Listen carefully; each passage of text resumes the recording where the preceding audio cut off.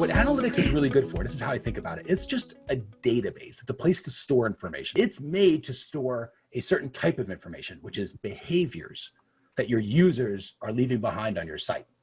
So every click can be stored. Every page view they see can be stored. Scrolling can be stored, right? If they watch a video, maybe you've got a video that demonstrates what the property looks like or something like that, or some sort of prospectus, and you've got an informational video, you can measure if they've watched that video, right? You can measure if they completed a form. You can measure if they clicked on a phone number that's on your site to initiate a phone call or to complete your contact us request. You can measure for all of that stuff. And analytics is built to store all of it.